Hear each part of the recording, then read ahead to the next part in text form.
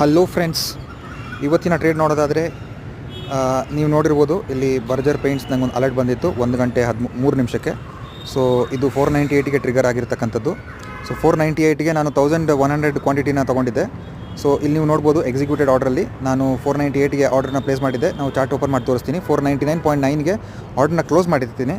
So ಇಲ್ಲಿ ನೋಡ್ಬೋದು ನೀವು ಚಾರ್ಟ್ನ ತೆಗೆದು ನೋಡಿದಾಗ ಸೊ ಇದರಲ್ಲಿ ನಿಮ್ಗೆ ಅರ್ಥ ಆಗುತ್ತೆ. ನನಗೆ ಇವತ್ತು 1% ನನಗೆ ಟಾರ್ಗೆಟ್ ಸಿಕ್ಕಿತ್ತು for a risk of again 0.50.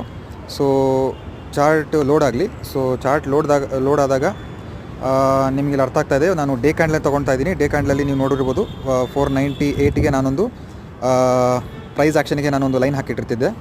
So ಇದನ್ನು ನಾನು ಅಲರ್ಟ್ಸ್ನ ಮೊದಲೇ ಸೆಟ್ ಮಾಡಿರ್ತಕ್ಕಂಥದ್ದು. ಯಾಕೆ ಅಂತ ಹೇಳಿದ್ರೆ ನಮ್ಮಂಥ ಟ್ರೇಡರ್ಸು ಯಾವತ್ತಿದ್ರೂ ನಾವು ಅಲರ್ಟ್ನ ಸೆಟ್ ಮಾಡಿಕೊಂಡು ಟ್ರೇಡ್ ಮಾಡಬೇಕಾಗತ್ತೆ. ಇದು ನಮ್ಮ ಡಿಸಿಪ್ಲಿನ್ ಆಗಿರ್ತಕ್ಕಂಥದ್ದು. ಸೊ ಇಲ್ಲಿ ನೀವು ನೋಡಿರ್ಬೋದು ನನ್ನ ರಿಸ್ಕ್ ರಿವಾರ್ಡ್ ರೇಷೋ ಇವತ್ತು 0.50 ಅಷ್ಟು ಇತ್ತು.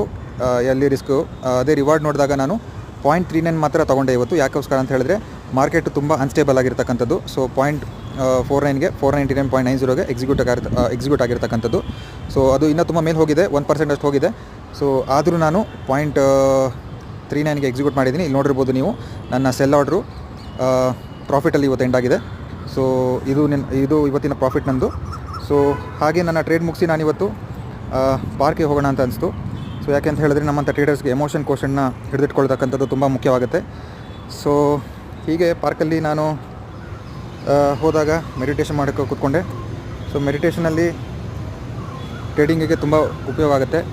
ನಾನು ಆಗಲೇ ಹೇಳ್ದಂಗೆ ಎಮೋಷನ್ ಕೋಷಂಟು ಪ್ರತಿನಿತ್ಯ ನಾವು ಟ್ರೇಡ್ ಮಾಡೋದ್ರಿಂದ ನಮ್ಮ ಮನಸ್ಸು ನಮ್ಮ ಹಿಡಿತದಲ್ಲಿ ಇರಬೇಕಾಗತ್ತೆ. ಸೊ ದಿನದಲ್ಲಿ ಪ್ರಾಫಿಟ್ ಲಾಸ್ ಎರಡು ನೋಡಿರೋದ್ರಿಂದ ಟ್ರೇಡರ್ಸ್ಗೆ ಅರ್ಥ ಆಗುತ್ತೆ ಇದು. ಸೊ ನಾನು ಹೇಳೋದಿಷ್ಟೇ, ಮೆಡಿಟೇಷನ್ ಆದಷ್ಟು ನಮ್ಮ ದೈನಂದಿನ ಜೀವನದಲ್ಲಿ ಅಳವಡಿಸ್ಕೋಬೇಕಾಗತ್ತೆ. Thank you friends.